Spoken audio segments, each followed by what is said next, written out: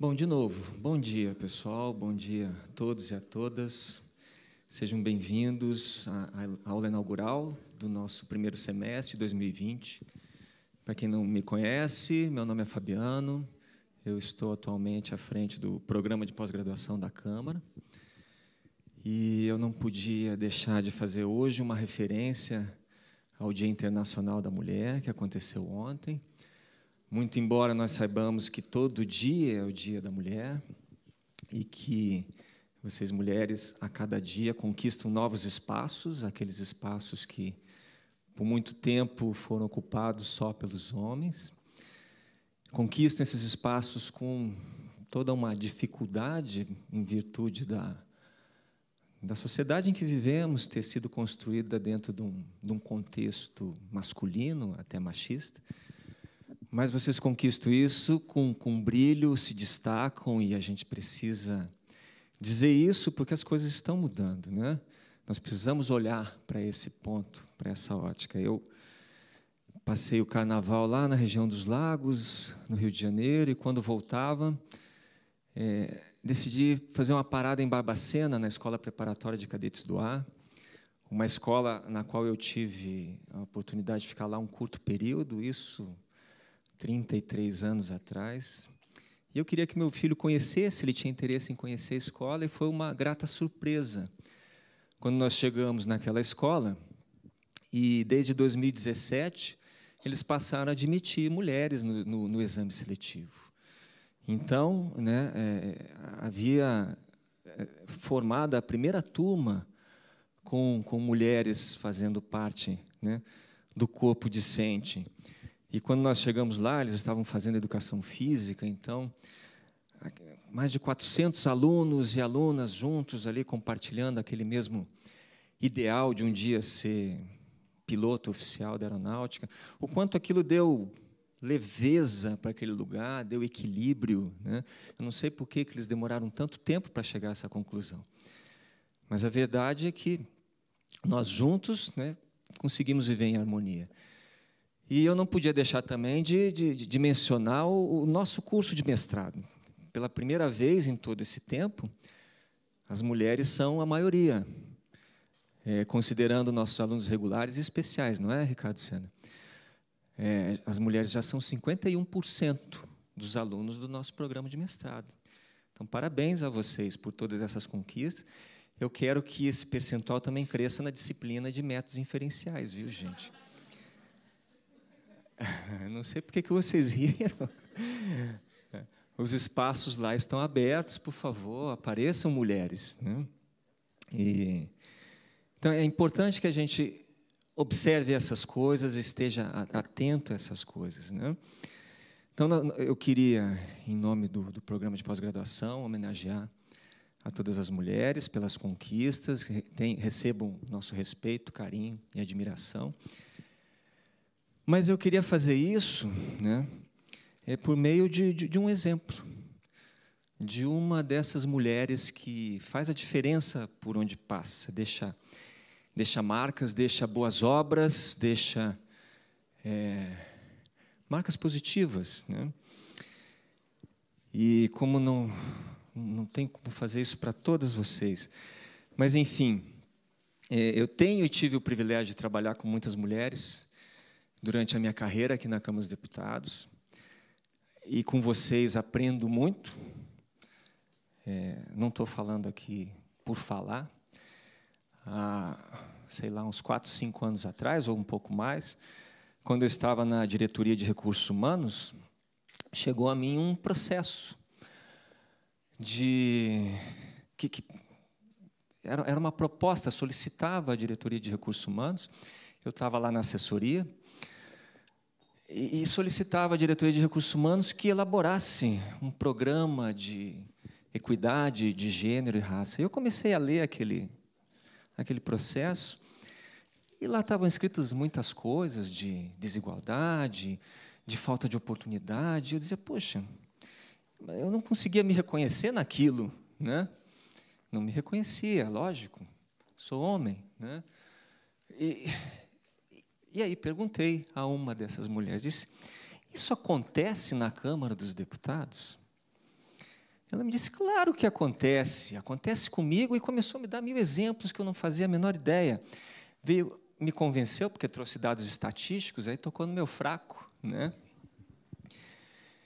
Então, é por meio dessa mulher que faz verdadeiramente a diferença e que abraçou esse projeto, que eu não teria a menor condição de tocar, dada a visão que eu tinha daquela história, que mudou completamente depois que aquilo caminhou. É graças ao trabalho desta mulher e de outras, lógico, mas principalmente dessa que abraçou a ideia, que hoje a Câmara tem, nas suas políticas de recursos humanos, diretrizes que olham as questões de igualdade de gênero, raça, de inclusão das minorias. Então, recebam vocês, todas mulheres, a nossa homenagem, por meio da nossa querida Juliana Werneck, que é a mulher de quem eu estou falando, a quem eu convido para vir ao palco e receber, em nome de todas as mulheres, o nosso carinho e respeito. Porque se hoje a Câmara tem... Se hoje a Câmara tem um programa, é porque ela abraçou essa ideia. Parabéns.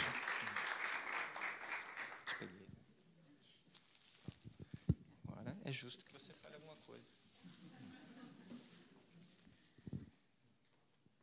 Agora eu entendi, porque o combinado era que eu faria a abertura. E aí o Fabiano falou, deixa eu começar falando e depois você fala. Eu falei, melhor, porque aí ele apresenta logo o professor Adriano e depois, né, eu só dou uma falinha, mas era isso, ele queria fazer uma pegadinha e me deixou um pouco envergonhada, encabulada e sem palavras, o que é difícil, porque eu sou uma mulher geminiana e adoro falar. Bom, então deixa eu recuperar aqui. Como diretora do Sephora, eu queria dar as boas-vindas a todos e a todas aqui presentes, os que estão presencialmente, os que estão virtualmente, pela presença e participação nessa aula inaugural. Todo início de ano letivo é uma grande alegria. E essa aula inaugural ela marca o início do programa de pós-graduação e também o início do semestre letivo. E escola, sem gente, não é escola. Então, quando tudo volta, é que a gente começa realmente a sentir essa alegria pulsante da educação, da pesquisa que se faz todo dia aqui no programa de pós-graduação da Câmara. Quero agradecer à Administração Superior por possibilitar isso, por possibilitar a vinda do professor Adriano Codato, a sua gentileza de se disponibilizar, de viajar, de estar aqui conosco e honrar o nosso programa com a sua presença e com a sua fala, que começará em breve. Agradecer ao Fabiano, a toda a equipe de pós-graduação, a todos os professores, a todas as professoras. E aí eu quero, então, em nome das 5 professoras do mestrado, prestar a grande homenagem a essas mulheres que fazem ciência aqui no programa e no Brasil. Foi em 1965, uma socióloga americana perguntou por que tão poucas mulheres na ciência. De lá para cá, muita coisa tem mudado, como o Fabiano destacou, mas ainda há muito a mudar. Ainda somos 23% de professores no corpo docente. Nos programas de pós-graduação em Ciência Política e Relações Internacionais no Brasil, pelo que eu andei pesquisando, esse número se aproxima de 35%. Ainda é pouco. Então, mas essa produção científica vem crescendo, vem se tornando robusta, importante, vem sendo reconhecida, e isso é muito bom. Então, é interessante quando a gente fala dessas questões que se relacionam à mulher, e então, eu venho trabalhando nisso no programa Proequidade da Câmara desde 2011, mas na minha vida, acho que desde que eu me entendi como garota, adolescendo, na década de 80. Então, e aí eu percebi que as coisas eram diferentes para meninos e meninas, e eram exigidas coisas diferentes. E isso era muito mais na rua do que na minha casa. Felizmente, eu venho de uma família que praticava valores igualitários, até na faxina do banheiro. Que é quando a gente fala quem lava a louça depois do almoço, aí a gente fala de uma família que pratica a igualdade. Então, eu venho dessa família em que homens ajudam ajudam não, que lavam os banheiros e que também lavam a louça, que eles ajudam a sujar. Mas, voltando ao campo das políticas públicas, então, o Dia Internacional ele foi fundado em 1975. As lutas femininas são muito mais antigas, então, é claro que, quando a gente fala um pouco disso, dá um sentimento de cansaço. E aí eu tenho uma preguiça. Já estou 40 anos falando disso e ainda tenho que falar, porque as coisas ainda não mudaram. E aquela coisa assim do Martin Luther King, na década de 70, I have a dream. E aí, na década de 80, eu tinha também esse sonho. E eu pensava que, quando eu fosse adulta, as coisas iam estar muito diferentes, e que minha filha viveu um mundo muito diferente. E é muito diferente em muitas coisas, mas ainda tem muito para mudar. Então, nisso, vem essa convicção de que é preciso estar falando disso, é preciso estar apontando, é preciso trazer dados estatísticos, é preciso estudar, é preciso apontar, é preciso destacar, para que a gente realmente tome a consciência de que as pessoas que, de repente, não estão envolvidas nisso, né, como o Fabiano mencionou a sua própria história, eu não tinha visto, porque eu não tinha como ver, não acontecia comigo. E isso é assim com muitas outras pessoas. Eu não tive a oportunidade de ver. Então, mas, quando a gente apresenta dados e apresenta, é preciso também desejar ver, porque existe também quem não queira ver. E aí essa cegueira seletiva é que é tão complicada.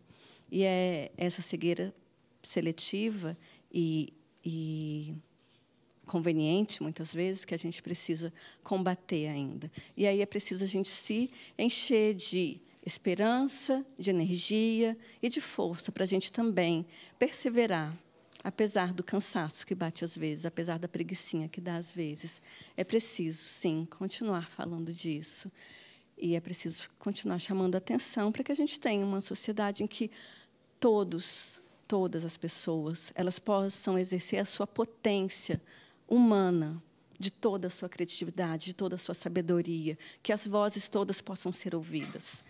E é engraçado, eu estava, esses dias, estudando, lendo um texto sobre legitimidade de políticas públicas, e algo que eu não tinha chamado a atenção. Então, já estudava a questão das minorias que não eram ouvidas, que não eram chamadas para esses debates, mas aí até ele falava assim, das gerações futuras, que muitas vezes não estão sendo ouvidas quando a gente está falando de políticas públicas.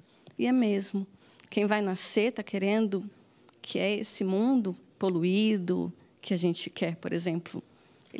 Se eles pudessem ser ouvidos, o que eles falariam acerca das políticas públicas que falam hoje? Então, a gente tem muito a avançar em termos de estudos, em termos de inclusão de vozes no debate político. E a gente está no começo do ano, e é bom a gente, então, fazer uma chamada esperançosa, energizadora, porque há muito trabalho a ser feito. E, se todo mundo puder se engajar nesse trabalho, os resultados, obviamente, são melhores. Então, muito obrigada. Um bom início de ano, um bom recomeço para os alunos, né, que estão retomando aqui, os alunos regulares e especiais.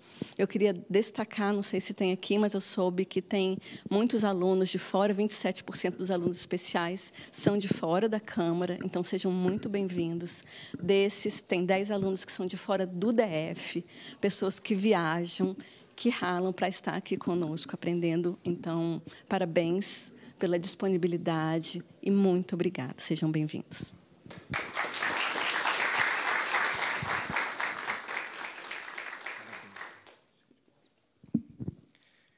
Gente, dando sequência, então, à nossa aula magna, acho que, dentro desse objetivo da inclusão de novas vozes na política brasileira, eu tenho grande honra aqui em convidar o professor Dr. Adriano Codato, ao qual apresento formalmente. O professor Adriano é professor em Ciência Política na Universidade Federal do Paraná, foi editor-chefe da Revista de Sociologia e Política e dirige o Observatório de Elites Políticas e Sociais no Brasil, naquela Universidade Federal do Paraná. É pesquisador 1D do Conselho Nacional de Desenvolvimento Científico e Tecnológico, CNPq, e é a coordenadora adjunto da área de Ciência Política e Relações Internacionais para os cursos acadêmicos, não é, professor? Então, o professor Adriano Codato vem nos brindar com esta aula, cujo título é Políticos Outsiders na Câmara dos Deputados, trajetórias de carreira e capitais sociais. Professor, então, grande honra, seja bem-vindo, e a palavra é sua. Obrigado por ter aceitado nosso convite. Fique à vontade. Tá bom. Se quiser em pé, sentar, eu vou ficar assistindo. Depois eu subo. Ok, eu vou projetar aqui, falar daqui. Bom dia a todas e a todos. Em primeiro lugar, queria agradecer ao convite para falar. Para mim é uma honra falar aqui no CEFOR e dizer que para mim é muito interessante aproximar a área acadêmica da área aplicada nessa nossa grande área de pesquisa que é a ciência política. Então, para mim é não só uma honra, mas uma oportunidade de mostrar para vocês as pesquisas que a gente tem feito no Observatório de Elites e também ouvir vocês sobre esse tipo de pesquisa. Eu já vou projetar aqui a minha apresentação, que ela sumiu. Deixa eu ver onde é que ela está. Só um momento.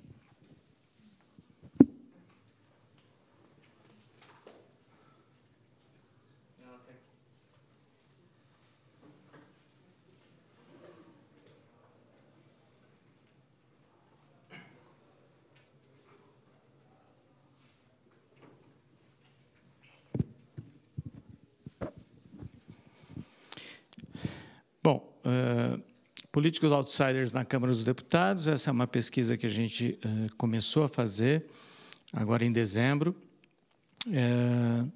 Eu vou apresentar esses dados ao final, né? Antes disso, eu vou apresentar uma pesquisa que a gente já fez, em que a gente classifica os políticos brasileiros, classifica por ideologia, segundo os partidos, e aí aplica essa classificação ideológica aos políticos outsiders.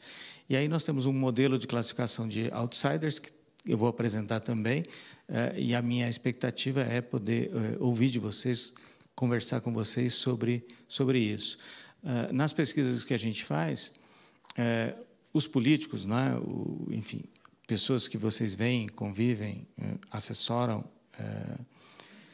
estudam, não é? Para a gente, os políticos são uma linha numa planilha de dados, não é? Numa planilha de eleitos desde 98 a 18, 3 mil linhas. Nessa, dos políticos outsiders, 4 milhões de linhas, mas são só linhas na planilha. E é assim que eu vou tratá-los, quer dizer, vou apresentar aqui uma estatística descritiva dessa população de políticos profissionais, deputados, né, da Câmara dos Deputados, e tentar mostrar para vocês essa pequena mudança na demografia da Câmara. Bom, eu começo com uma comparação sobre os processos de renovação da classe política no Brasil e na Itália. Então, eu vou dar um formato bem de aula mesmo, de primeira aula mesmo, explicando aqui todos os passos, enfim, todas as decisões metodológicas que a gente tomou.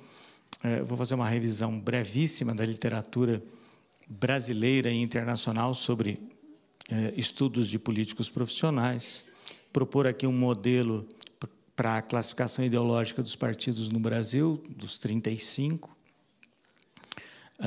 mostrar como é que essa classificação se dá e aplicá-la à classe política brasileira para identificar algumas transformações, tanto em ocupações quanto em classes etárias. Me lembrei, então, que eu deveria ter uma variável também, que era sexo, não é? Mas, enfim, não fizemos, mas na próxima eu farei incluirei essa variável. Mas isso diz muito também sobre a postura que nós, homens, temos diante, né, diante da ciência, inclusive, né? Que essa variável, às vezes, ou muitas vezes, nos escapa. Né? E aí, por fim, terminar com um modelo para análise de outsiders, uma conceituação de outsiders. Né? vou apresentar aqui uma comparação entre Brasil e Itália, que conhecem os dois países um processo importante de ascensão da direita populista, e tentar entender onde e como isso pode ser verificado, principalmente na idade média dos membros do parlamento, que no Brasil permanece constante, mas na Itália diminui muito, e na taxa de políticos profissionais, que no Brasil permanece constante, enquanto na Itália diminui muito. Bom, eu apresento a estatística descritiva logo a seguir. Então, a pergunta fundamental dessa aula é como, então, medir a mudança que existe na classe política do Brasil, a mudança política que existe no Brasil, olhando apenas para sua classe política. Eu já vou apresentar aqui todos os destaques. Tá? Do lado direito, uma estatística recente, de um trabalho recente, que saiu num livro sobre eleições gerais italianas de 2018. Então, vocês veem aí uma transformação importante de gênero, né? Quase dobra a representação de gênero na Itália,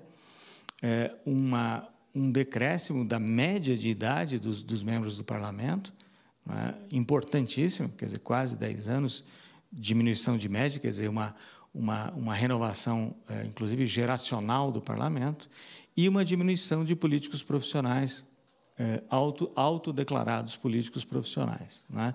De 21% para 5%. Já no Brasil, nossos dados são das legislaturas, né, de 99 até hoje, os dados são de 19, a última vez que a gente coletou. Vocês veem aí esse aumento do número de mulheres, né, quase triplica, mas ainda é muito baixo. O Brasil acho que na estatística sobre taxa de mulheres nas câmaras baixas do mundo, o Brasil é mais ou menos o 100º, né?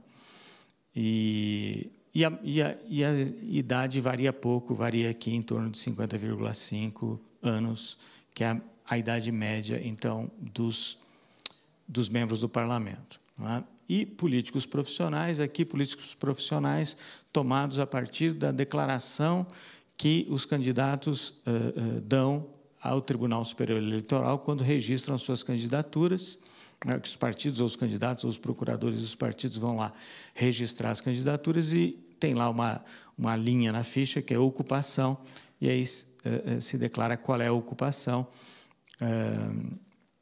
Vocês veem, então, um crescimento dos políticos profissionais. Então, apesar dos dois países conhecerem o mesmo movimento de ascensão da direita populista, né, no executivo e no legislativo, no Brasil a demografia da classe política ela muda muito pouco, e na Itália ela muda bastante.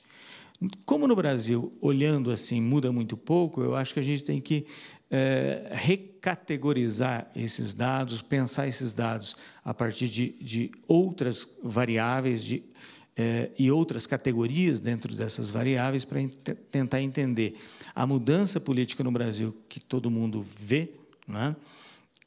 E através da mudança da sua classe política, que por esses dados não surge.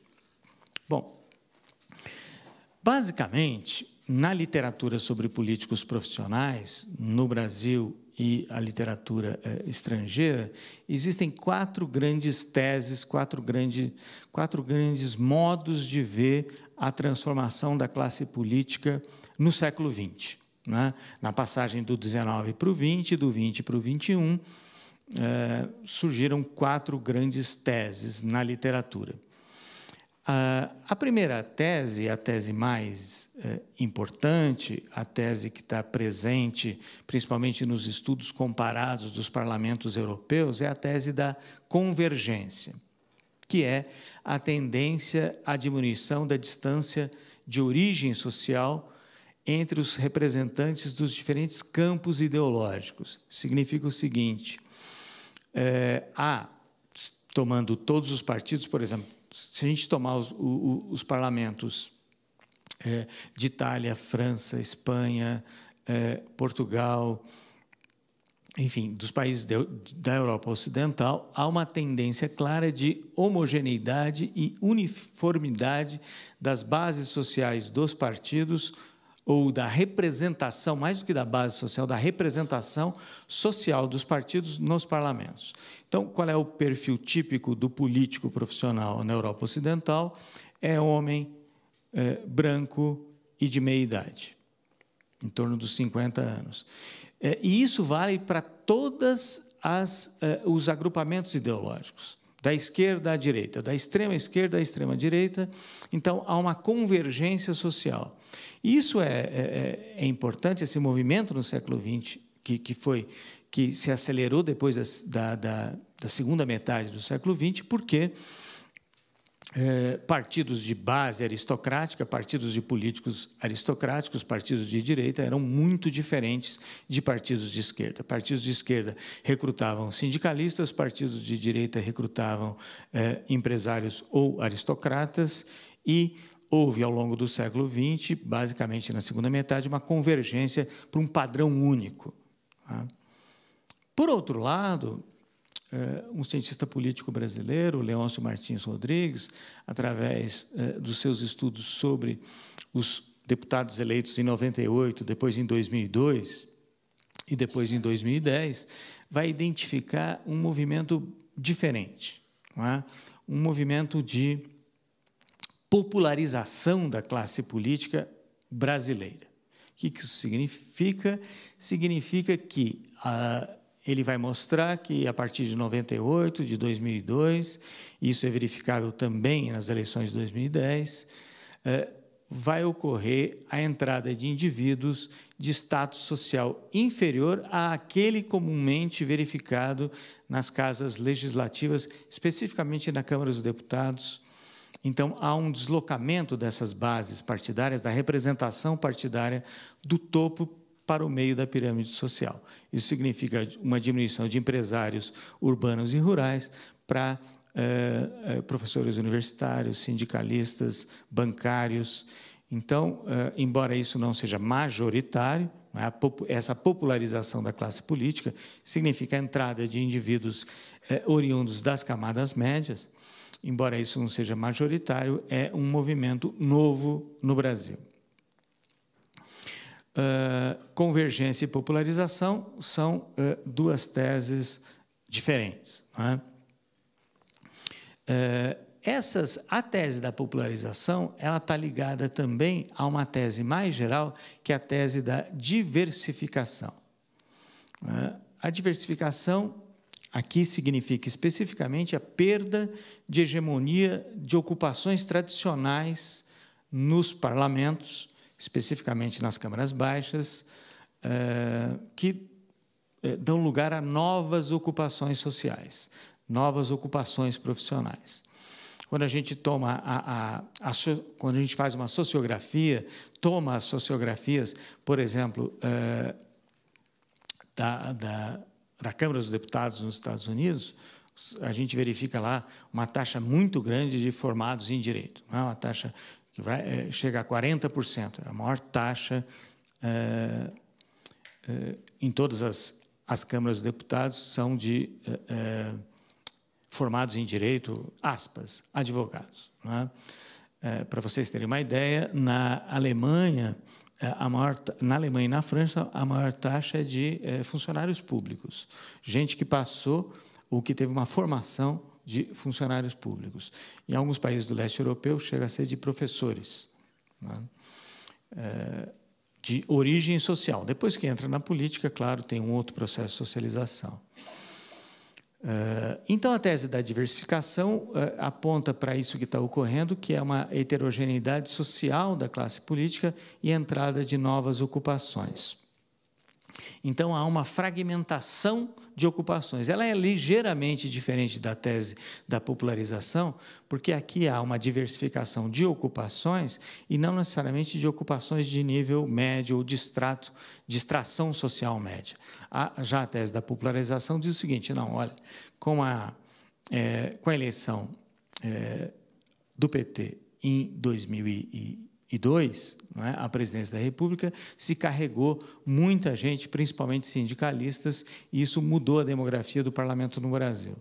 Essa outra tese da diversificação diz o seguinte: olha, muda a demografia, mas não necessariamente para camadas médias. Continuam sendo profissões mais ou menos de elite, que são engenheiros, médicos, advogados perdendo espaço.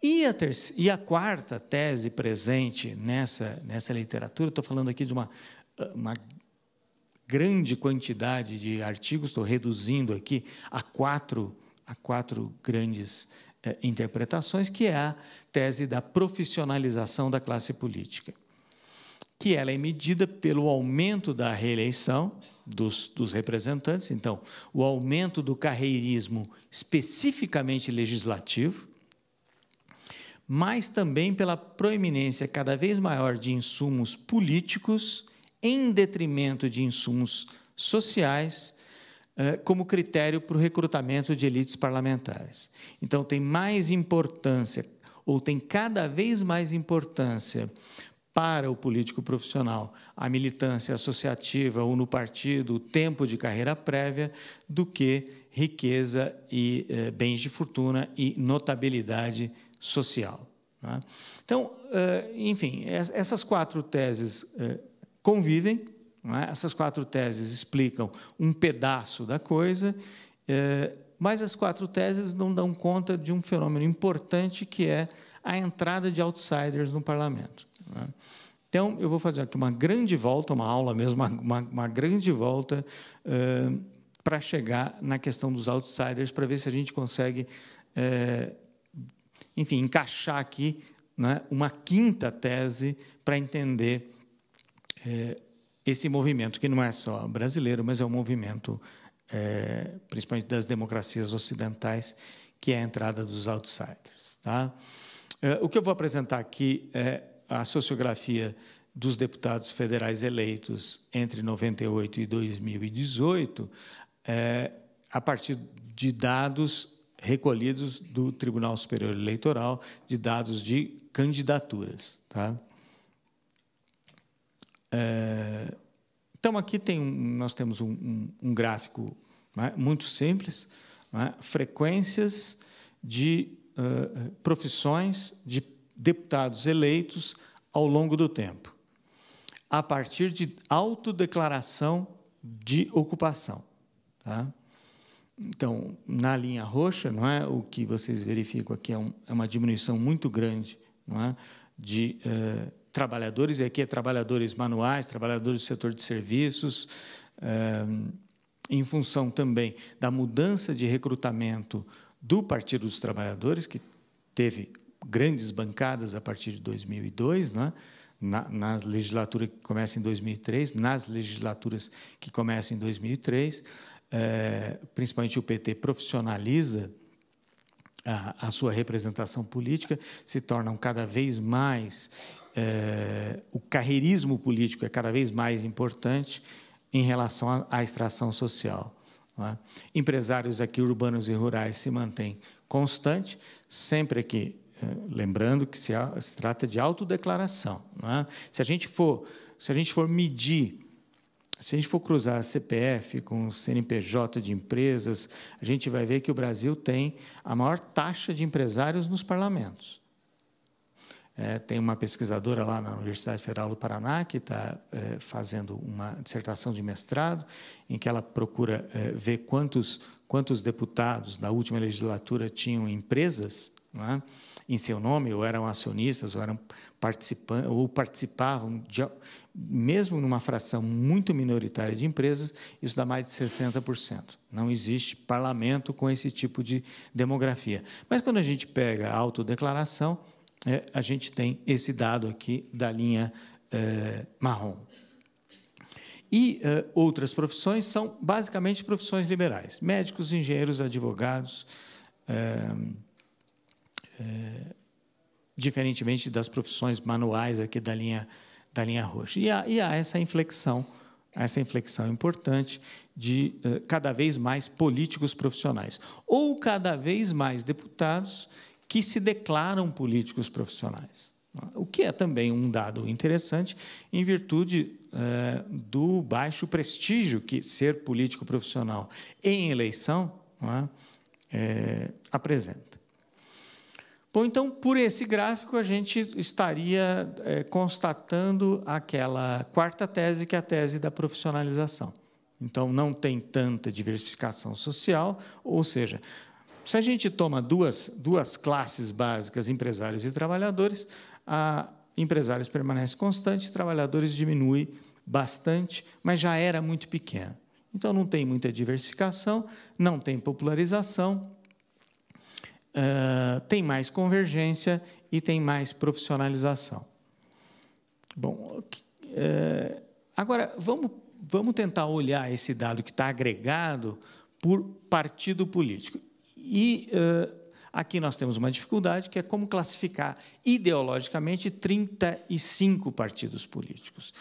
Inclusive aqueles que não têm representação parlamentar, aqueles que não têm, enfim, a gente poderia classificar por governismo ou não governismo, por alinhamento ao governo, por votação, mas tem partido que não tem representação. Mas, no nosso modelo, a gente, enfim, tem que classificar esses partidos. A gente parte da base de candidatos, que é uma base bastante grande, então entram todos os partidos. Então, o que a gente fez? Isso, em associação, nós do Observatório de Elites, lá da Federal do Paraná, em associação com outro grupo de pesquisa, que é o Laboratório de Partidos e Sistemas Partidários, nós escrevemos um trabalho em que a gente propõe um esquema teórico de classificação ideológica dos partidos no Brasil, supondo que isso seja aplicável a todo mundo. Não é? Tem problemas, mas onde a gente aplicou isso? A gente aplicou onde era possível aplicar, nos manifestos dos partidos, nos programas dos partidos. Não é? Então, isso não diz respeito a comportamento parlamentar, não diz respeito a discurso parlamentar, diz respeito a programas dos partidos. Então, enfim, a gente tem que reduzir ao máximo, não é, o número de variáveis e categorias para conseguir classificar, conseguir ordenar esse universo de 35 partidos. Então, supondo que esse modelo funcione, não é, nós temos dois eixos aqui, que é o conservadorismo moral e o liberalismo econômico. A velha direita, essa direita que vem da ditadura militar, dos grandes partidos da ditadura militar, herdeiros da ditadura militar, PFL, depois DEM, PPB, depois PP, e partidos mais novos, mas que herdam esses políticos, se caracterizam por alto grau de conservadorismo moral e alto grau de liberalismo econômico. Tá?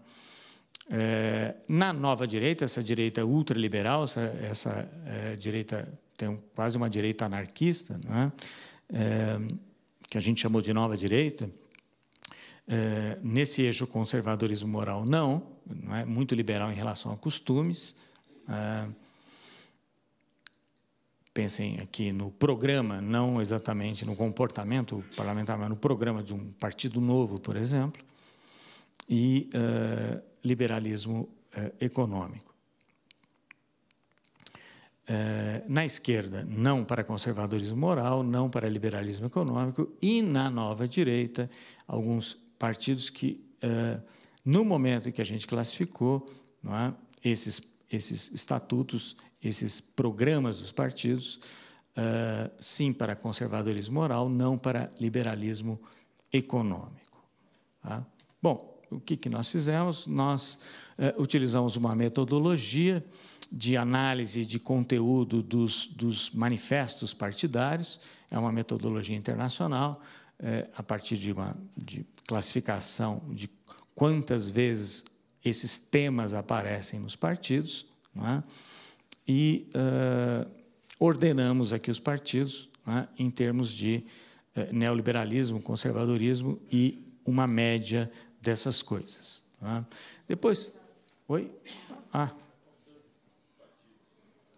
Como é que eu faço aqui? Espera aí, deixa eu diminuir aqui. Espera aí. Deixa eu ver se assim aparece. Aparece. Aí. Tá? Bom, complicado classificar isso, porque, inclusive, os partidos mudam de estatuto e mudam de nome. Eu vou passar para o próximo, não é? Que é isso aqui, ó. Como vocês sabem.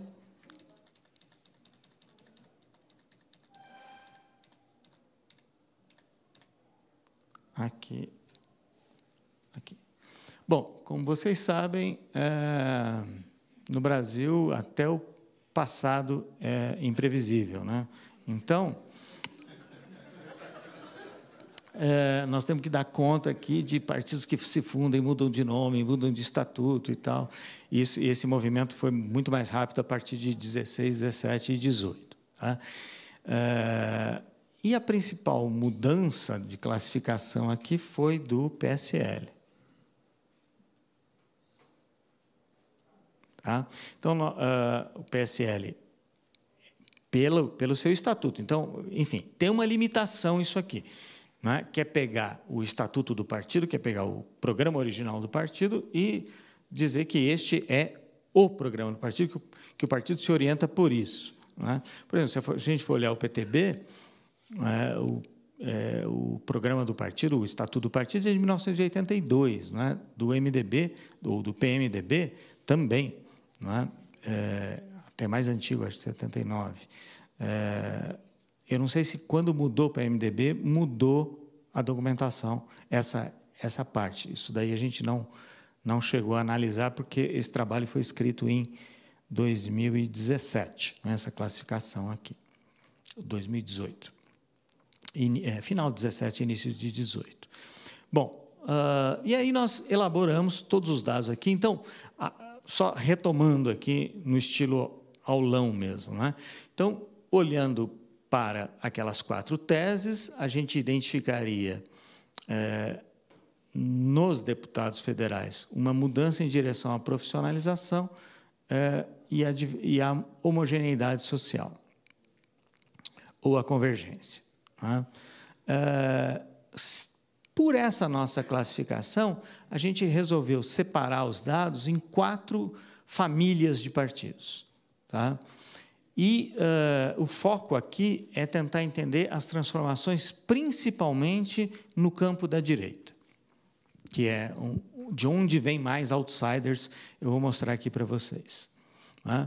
Então, a velha direita, tá? Basicamente PFL, DEM, PPB, PP, tá?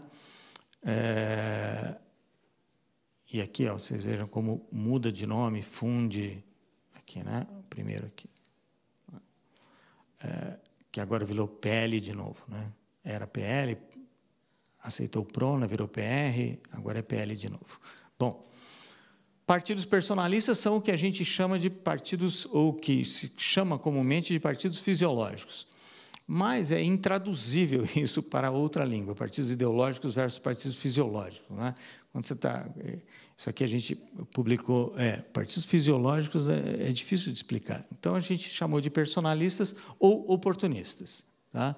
Então, você tem uma velha direita, uma direita ideológica, partidos personalistas ou oportunistas, uma nova direita e todo outro grupo de centro e esquerda. Que está aqui o PSDB, o MDB, o PT.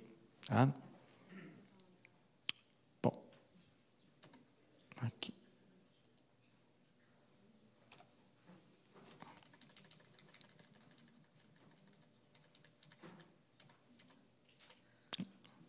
Bom, olhando aqui só para as cadeiras parlamentares do partido da direita tradicional no Brasil entre 98 e 18, a estatística descritiva do número de cadeiras. Tá? Tem uma queda da direita tradicional. Então, primeira conclusão. Tá? Assim, uma estatística muito simples, que é quantas cadeiras tem esse tipo de partido. PL-PR, PPB-PP, PFL-DEM. Não é?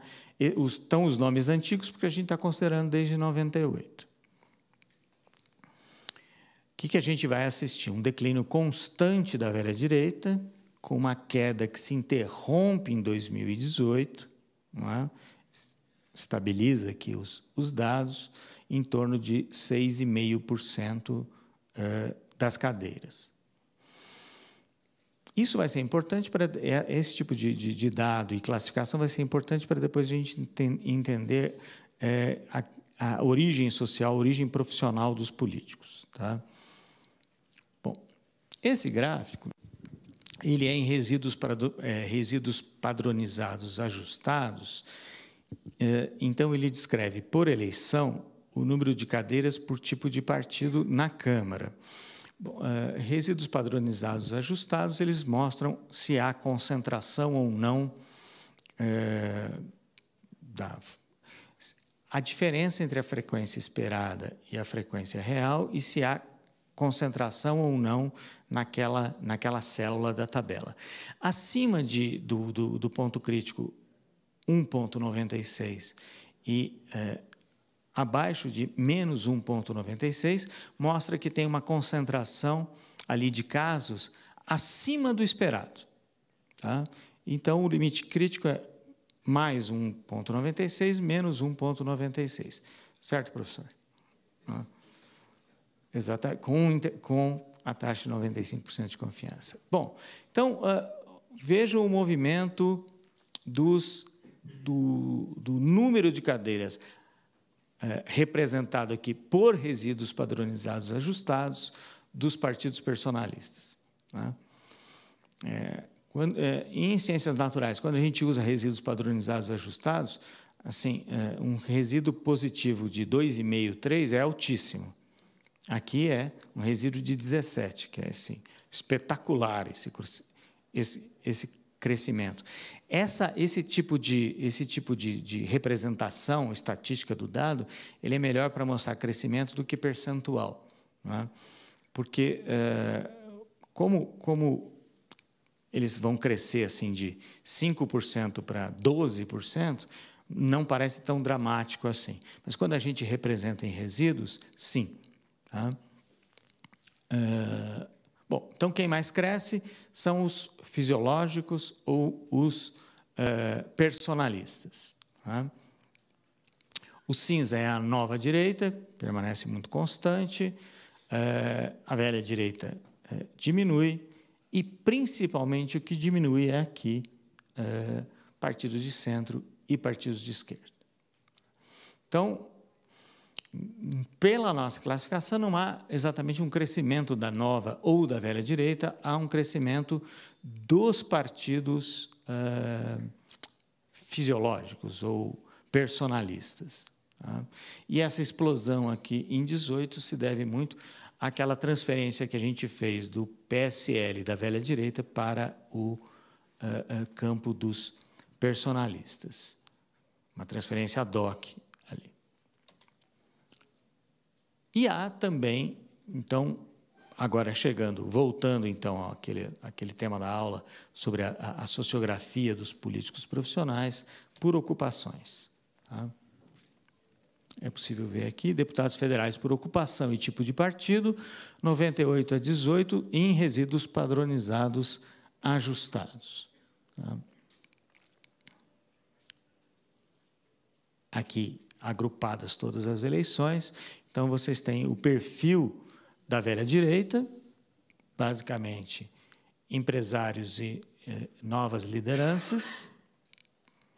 Os personalistas, como o limite é mais 1,98, não tem aqui uma variação muito grande, essa variação aqui de empresários a gente pode desprezar. Na nova direita, novas lideranças são radialistas, pastores, indivíduos com capital de notoriedade que vem de fora da política.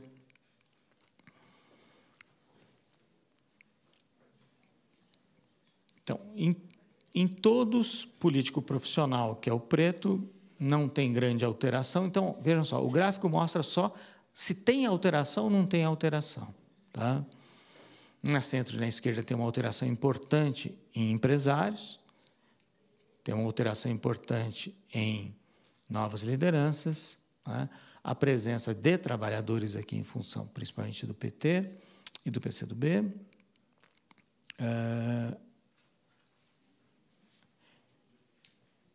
Então, o que tá mudando aqui, na verdade, é a nova direita.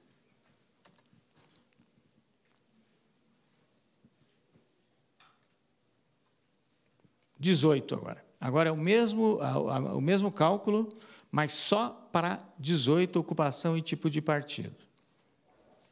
Então, o que chama atenção aqui é a oposição entre centro e esquerda, não é? São os grandes partidos, os partidos tradicionais, e os partidos personalistas. Não é? O preto é político profissional. Camadas médias aqui são profissionais liberais. Ocupações, todas as outras. Todas as outras, na classificação do TSE, como é autodeclarado, a gente vai encontrar mais de 300 ocupações declaradas entre 98 e 2018. Então, aqui é uma redução brutal aqui dessa diversidade social em 1, 2, 3, 4, 5, 6 categorias. Tá? Então, deputados federais por ocupação, só em 18, um movimento muito importante aqui nos personalistas. Então, foi a partir deste gráfico aqui, olha, diminui demais político profissional em personalistas que a gente abriu essa nova agenda. Bom, vamos estudar, então, quem são os deputados aqui dos personalistas. Tá? Essa agenda dos outsiders.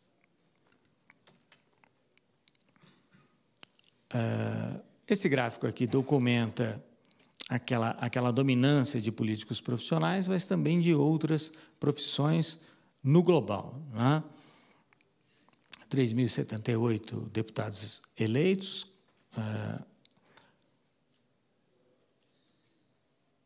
aqui o gráfico é bem simples de analisar.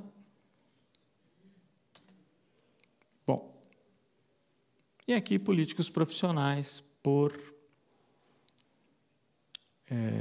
taxa de políticos profissionais por tipo de partido nesse intervalo todo. Tá?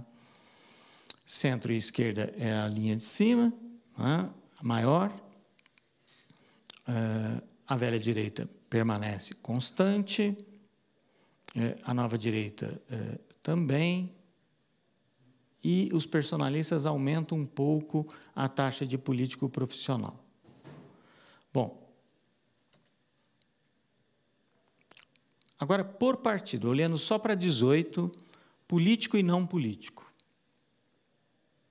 Então, tem uma diferença importante. Eu tô mostrando aqui, no estilo aula mesmo, não palestra, no estilo aula mesmo, como é que a gente foi empurrado para essa agenda de estudo de outsiders. Né? Quer dizer, como é que vai surgindo essa questão nas nossas pesquisas sobre a sociografia da classe política brasileira? Então, vejam só, a tese da profissionalização, a tese da popularização, a tese da convergência e a tese da heterogeneidade não dão conta, tomadas cada uma isoladamente, ou mesmo combinadas de maneira ad hoc, não dão conta de explicar o que está acontecendo com essa demografia. Tá? Partidos tradicionais têm político profissional, partidos não tradicionais não têm. Sempre aqui, autodeclaração. Então, o ideal seria cruzar a autodeclaração para o TSE com a ficha na Câmara dos Deputados. Mas aí tem que coletar ficha por ficha e, às vezes, não tem profissão. Não é? Às vezes não tem profissão. Poucas vezes, mas às vezes não tem profissão. Mas, em geral, tem um dado interessante também, que dificulta bastante classificação por ocupação, é que os políticos, ou os candidatos, enfim, mudam a declaração de ocupação de eleição para eleição.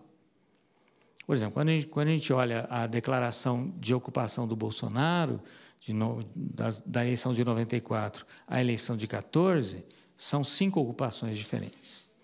Desde funcionário público a militar, a político profissional também. né?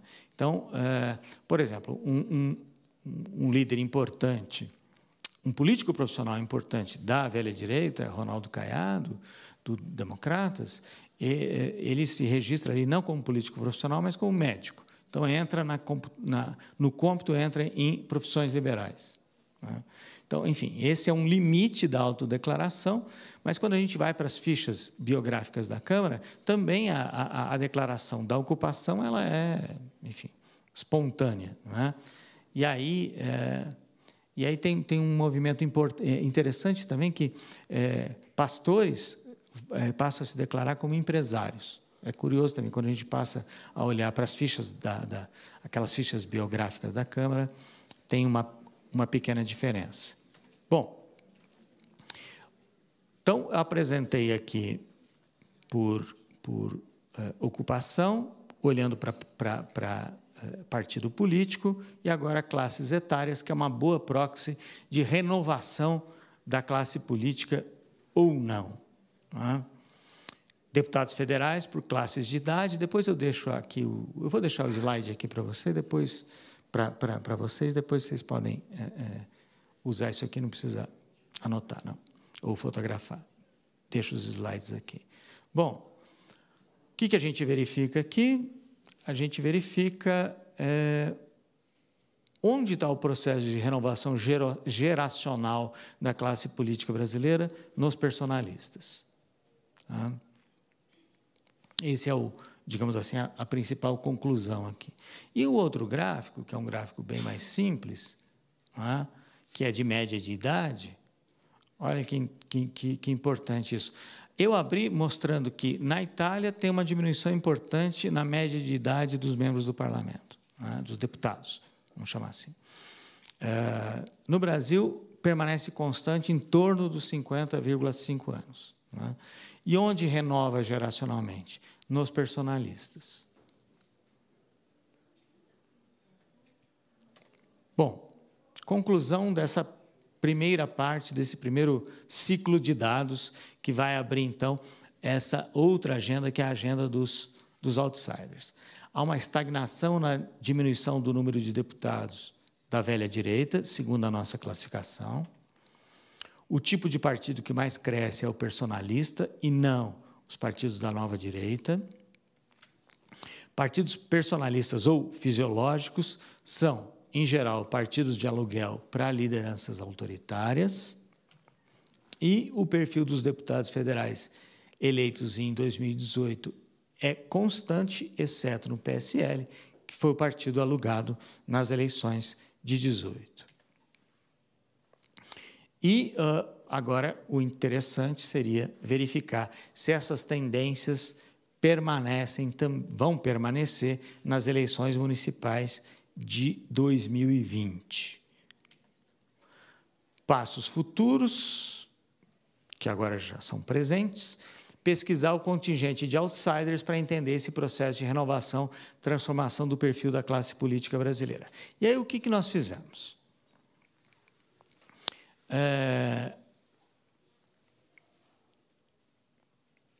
Eu pedi para um pesquisador nosso reunir numa base só todos os candidatos a todos os cargos eletivos no Brasil de 94 a 2018. Isso dá 4 milhões de linhas. Tá? Para a gente identificar quem se repete, para a gente identificar quem muda de cargo, para quem ambiciona outro tipo de cargo, para quem nunca participou, para quem foi eleito e nunca participou. Tá? Bom, isso tem um problema. Tomar as eleições de 94, quem estuda isso sabe que os dados não são confiáveis, são incompletos. Alguns dados estão em CSV, outros em TXT, enfim, aquela confusão para quem trabalha com grandes massas de dados. Né? Então, a ideia era acompanhar de 94 a 18, não foi possível, a gente fez uma quebra e começou em 2002 a 18. E categorizamos os outsiders, tá? Por tipos. Então, na nossa classificação, o outsider 0, que não é um outsider, é um insider, né? É o indivíduo, então, tomando agora apenas a população de candidatos e eleitos para deputado federal. Mas levando em conta a carreira desses indivíduos, candidatos e eleitos. Outsider 0, já foi eleito para a Câmara dos Deputados, em algum momento, não importa quantas legislaturas. Outsider 1 é o tipo puro, é o indivíduo sem experiência eleitoral, nunca disputou uma eleição, então, na base de dados, ele nunca apareceu, aparece só em 18, nem para prefeito, nem para vereador, para nada, e foi eleito a primeira vez em 2018, para a Câmara. O Outsider 2, que a gente não deu um nome ainda para esse cluster, que é o indivíduo que foi eleito pela primeira vez em 18, para a Câmara dos Deputados, mas que já havia disputado eleição para a própria Câmara antes, e perdido sempre, não importa o número de vezes, não tendo sido nunca vereador, prefeito, deputado estadual, ou governador, ou senador, faltou aqui. O 3, falta o nome ainda para o cluster, é o indivíduo que foi eleito pela primeira vez em 18 para a Câmara, mas que já havia sido eleito no nível estadual, mas nunca no nível federal. Esse indivíduo tem experiência estadual, mas é o seu primeiro mandato nacional. E o último tipo, né, que é o Outsider 4, que é o indivíduo que foi eleito pela primeira vez em 18 para a Câmara dos Deputados, mas que já havia sido eleito apenas no nível municipal. Então, ele salta do nível municipal para o federal, sem passar pelo estadual. Então, quer dizer, a carreira política ideal ou esperável é vereador, prefeito, deputado estadual, deputado federal, senador, governador ou governador-senador e talvez presidente. Mas esse cursus honorum, esse caminho tradicional dificilmente se verifica na política brasileira. Bom, e aqui são os dados por tipos. Né? O tipo 0, que é o insider, alguma vez já foi deputado, né? Ele é o maior. Então, vejam só, quer dizer, o que a gente esperava? Né? Olhando assim, a gente esperava assim, uma explosão de outsiders. Não. Aqui mantém no nível de 50%, que é aquele primeiro gráfico lá, o primeiro gráfico em percentual. E por que isso ocorre? Porque os partidos tradicionais de centro e de esquerda têm as maiores bancadas, que são os indivíduos que declaram políticos profissionais. Então, democratas, PT, PSDB, PMDB, né, é o que garante essa taxa aqui. E o que nós estávamos interessados era na barra laranja aqui do Outsider 1, que é o que nunca disputou a eleição e foi eleito pela primeira vez agora em 18. Ou na eleição considerada. Não é? 18 tem um pequeno crescimento, olha, da barra laranja, né? Que é essa aqui, né? Em 2002 era até maior do que 2018.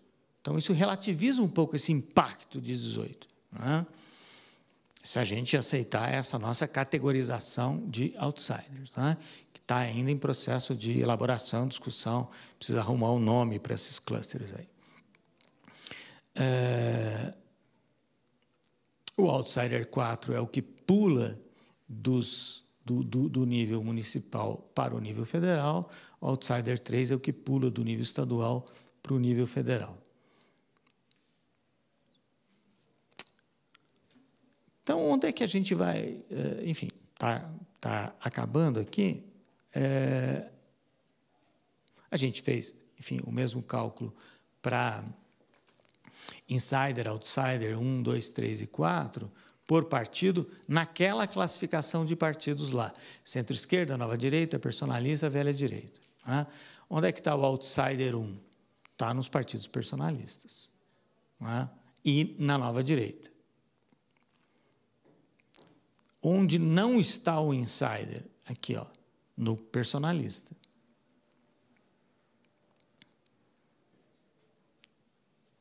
Então, olha, o outsider 1, que é o outsider puro, digamos assim, que é o sujeito que nunca disputou, ele ou ela, nunca disputaram uma eleição na vida e entrou na Câmara pela primeira vez, né, em algum ponto do tempo, está nos partidos personalistas, principalmente. Né? E o outsider 4, que é o que pula do nível municipal para o nível federal diretamente. Aqui, por ocupação, né? Como esperado, não é? O insider, aqui, resíduos padronizados, o insider, que é o político profissional, um resíduo, quer dizer, uma hiperconcentração de casos ali, muito mais casos encontrados do que casos esperados, não é? E o outsider 1 é quase o oposto, não é? Políticos profissionais, esse marrom. Tá? Só para confirmar, essa tabela é só de 2018, esse gráfico aí? Esse gráfico é só de 18. Espera aí, deixa eu lembrar. Não, de todas as eleições. Aqui é de 18. E aqui é a renovação geracional. Né? Então, insider aqui, insider é a tese da convergência. Né? Popularização, não exatamente. Profissionalização num canto do sistema político brasileiro, que são os partidos tradicionais. Né? Então, o desafio agora é compreender esses outros tipos de outsider, que é o 2, o 3 e o 4, e essa nova dinâmica da política brasileira a partir dessa categoria que surgiu das nossas pesquisas. Então, basicamente, era isso que eu tinha a apresentar. Quer dizer, estou olhando aqui a classe política brasileira como...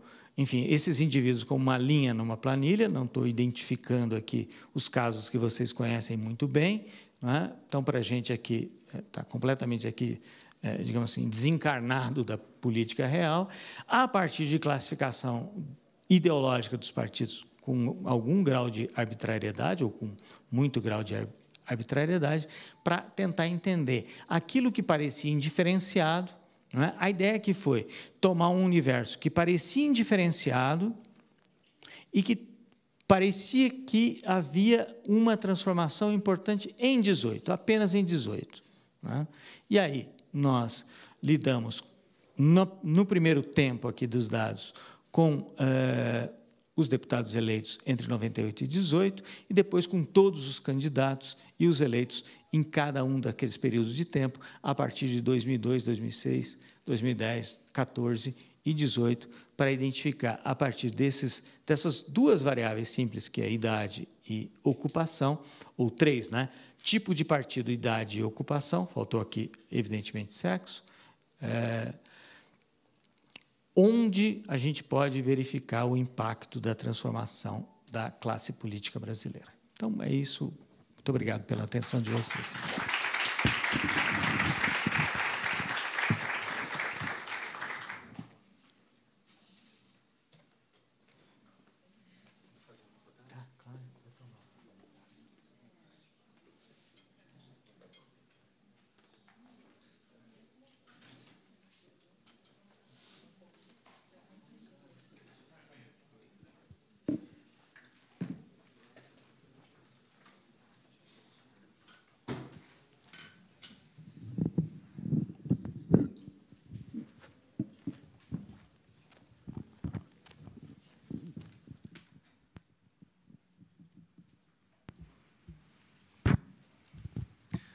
Professor Adriano, parabéns pela aula, parabéns pela pesquisa. Acho que esses dados são muito instigantes, trazem muitas outras curiosidades. E eu sei que a pesquisa está em andamento, acho que vocês devem estar pensando em muitas coisas também. A gente vai abrir aqui um bloco de perguntas, mas eu gostaria de, antes, tentar sanar uma curiosidade minha a partir da sua palestra, né?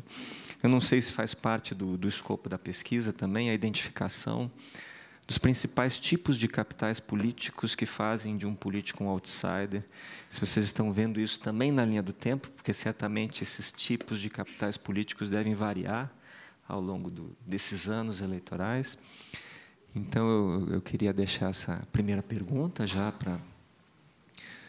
na sua lista aí de questões, e nós vamos abrir, então, também para a plateia. Nós vamos fazer em blocos de 4 perguntas, as perguntas serão feitas pelo microfone. Cristiano Ferri já levantou a mão, aqui o colega também, Marcelo, um terceiro lá e um quarto aqui. Vamos começar por esse bloco de 4 perguntas, e um quinto no Júlio. Vamos. E depois a gente vai dando outra... vai renovando o bloco. Eu queria que o pessoal que está ajudando, por favor, só me ajudasse a sequenciar quem levantou o braço primeiro. Aí. Tá, eu pude identificar aqui Cristiano Ferri, o Marcelo, o colega lá atrás. Qual é o seu nome, amigo? Celso. O Júlio. Quem mais que eu esqueci? Qual é o seu nome? Ok, então vamos começar pelo Cristiano Ferri. Bom dia. Bom dia a todos. Está saindo? Não, está... Alô? Saindo agora? Sim. Bom dia a todos.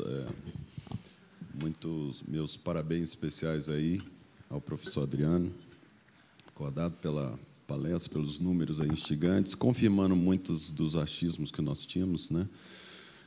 Vivenciando aqui a prática no processo legislativo. Eu queria só fazer 2 comentários rápidos. Um de forma...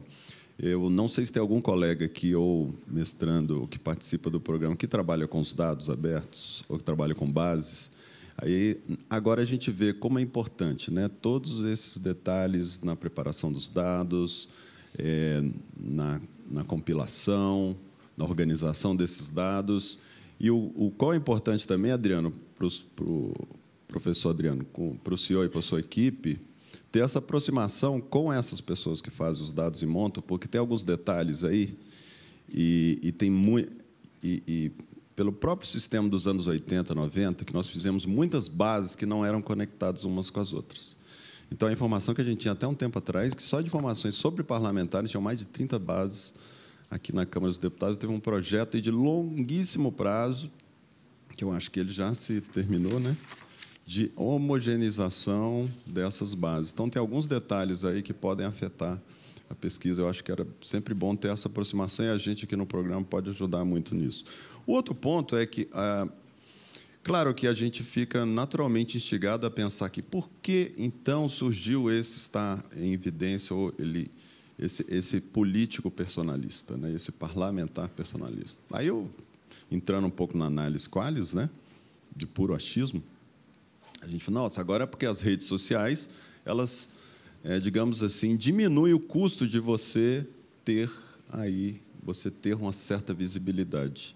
E é muito focado nas pessoas, e esse culto à personalidade é muito favorecido por algoritmos de redes sociais, pelo YouTube, pelo Facebook, etc. E isso tem ajudado, contribuído, pelo próprio WhatsApp, para a criação desses, né, surgimento desses profissionais. Isso é, obviamente, uma hipótese que eu acho que a gente tem que perseguir como pesquisa aqui. Eu acho que, no nosso pessoal, a gente tem que trabalhar muito com isso, por exemplo, não é? Para entrar nas qualis, aí, pegar a pesquisa do professor e entrar na análise qualitativa para entender mais esse fenômeno. Agora, eu também estou muito interessado como esses políticos, então parlamentares, estão atuando nas comissões e qual é o perfil que eles adotam.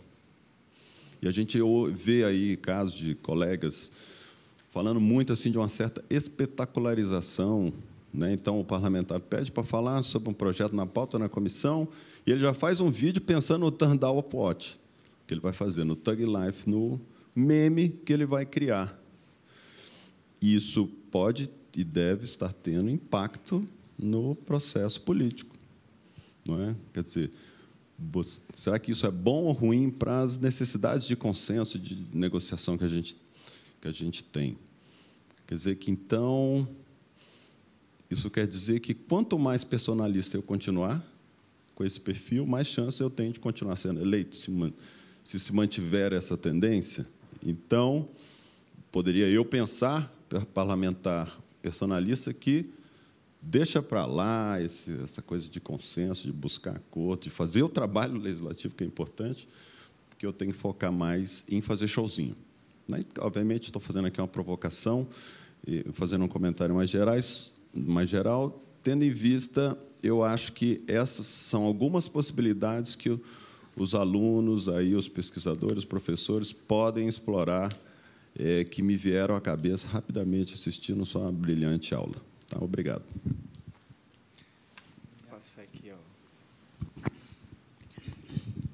Marcelo, né? Não precisa, a gente está transmitindo, mas aí eu peço às pessoas que se identifiquem antes de fazer a pergunta. Bom dia a todos e a todas. Só uma pequena observação em relação à pesquisa do professor, que é interessante. Eu sugeriria, não em função do dia 8, claro, mas isso é muito importante, que a questão do gênero fosse um item importante na pesquisa. E outra coisa também é em relação à questão da esquerda. Eu acho que há um detalhamento interessante no campo ideológico e prático da direita, mas eu acho também que mereceria também um escopo maior em relação ao campo da esquerda. Eu não colocaria nem centro-esquerda, mas esquerda, porque centro é uma coisa, esquerda é outra, apesar que, hoje em dia, essa dicotomia é muito flexível. Mas eu acho que a esquerda mereceria também um detalhamento maior, como foi feito no campo da velha direita, nova direita, etc., etc. Eu acho que merece só essas duas observações, mais nada. Obrigado. Colega lá do fundo. Oi, bom dia. Oi, aqui.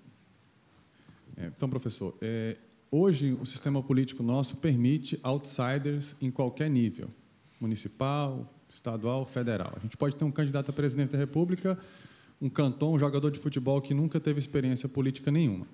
O senhor falou aqui de um caminho ideal que seria na política, que seria vereador, prefeito, deputado estadual, deputado federal, senador, governador, então, presidente da República. Isso não é previsto hoje no nosso modelo.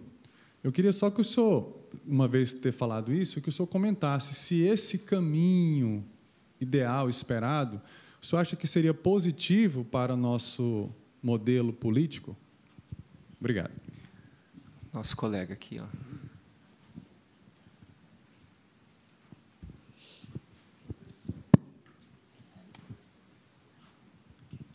Bom dia, meu nome é Rodrigo Araújo. Gostaria de parabenizar o Cefório, professor, pela brilhante palestra, e também gostaria de deixar uma sugestão para que o trabalho pudesse contemplar o quesito raça-cor, porque eu acredito que vai ser uma contribuição pontual para todos, para toda a sociedade. E também, professor, eu queria que o senhor falasse um pouco sobre essa relação do outsider e as redes sociais, esse advento que a gente vive, e qual é essa contribuição para a eleição passada. Não sei se deu para contemplar em outros tipos de trabalhos, ou se ainda, como o trabalho não está fechado, se o senhor ainda vai contemplar. É isso. Vamos fechar esse primeiro bloco com o Júlio. Bom dia a todos. Queria também parabenizar o professor Adriano. E a minha pergunta realmente não tem muito a ver com o que foi apresentado, mas que, pelo que eu entendo, o seu trabalho focou na presença de outsiders dentro da Câmara dos Deputados, basicamente, não é isso? E isso eu entendo que determinou até a definição de outsiders e aquela categorização. Mas a grande preocupação hoje no mundo é com outsiders na presidência da República, em países, obviamente, presidencialistas, não é? Ou na chefia do governo. Não é? Eu imagino que, quando nós mudamos de contexto e vamos pensar em outsiders nas chefias de governo, aí a nossa definição de outsiders necessariamente deve mudar, e a categorização de outsiders e tal. E a minha pergunta é, então, você tem pensado em expandir esse seu estudo para às chefias de governo, para o governo, a presença de outsiders no governo, que é um fenômeno recente, né, à medida que parece haver um enfraquecimento dos chamados gatekeepers, né, enfim, essa é a minha pergunta. Obrigado.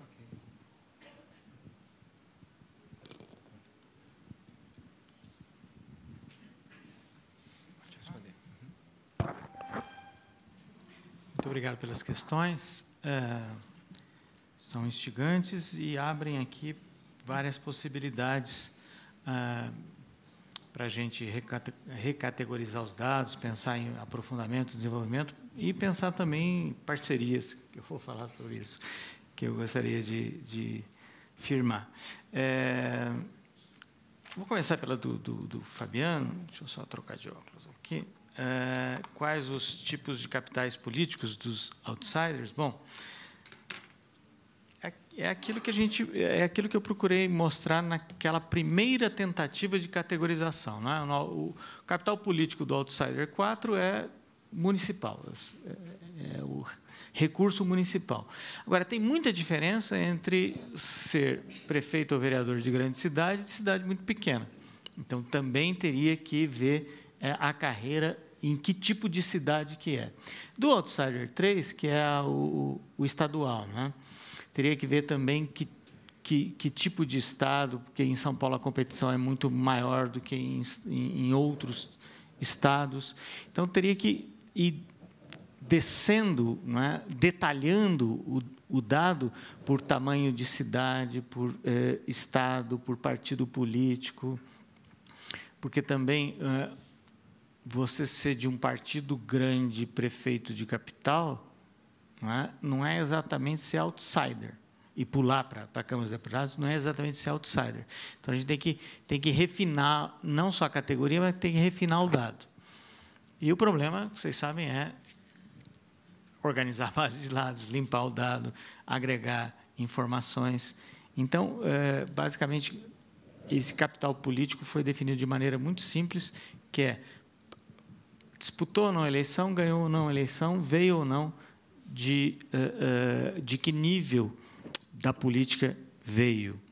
Essa é, por enquanto, a classificação dos capitais políticos. Não é? Se disputou ou não a eleição para a Câmara, se foi eleito pela primeira vez, quando foi eleito, e se já havia disputado, se já havia tentado ou sido eleito em outro nível. A questão do Cristiano sobre a aproximação das bases de dados, sim, aqui a gente vai ter que achar uma maneira de trabalhar com essas 4 milhões de linhas aqui, agregando mais informação qualitativa.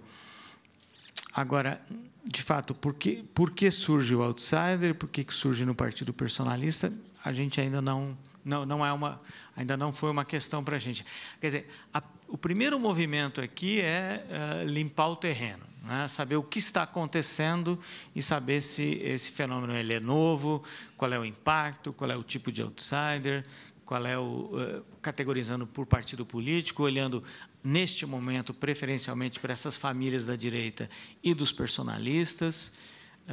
Então é uma pesquisa mesmo primeiro só com grandes informações, grandes dados, e não tem esse tipo de aproximação do tipo tais como eles atuam nas comissões parlamentares, como é que eles fazem propaganda, para ligar com a questão do Rodrigo, como é que eles atuam nas redes sociais. Enfim, essa é uma outra frente de pesquisa que é possível agregar, né? É possível agregar, mas é preciso também de expertise aí para juntar Twitter mais essa base aqui de candidatos, né?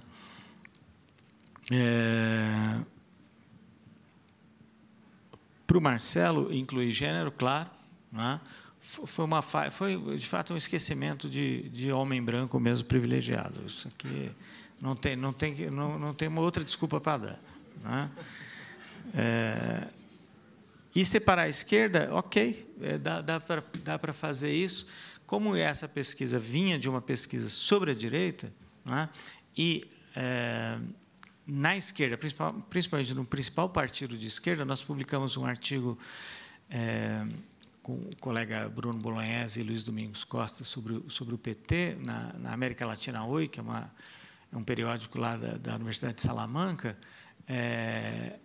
O artigo tem o título provocativo de Partido dos Trabalhadores sem Trabalhadores, que é a profissionalização da representação política do PT.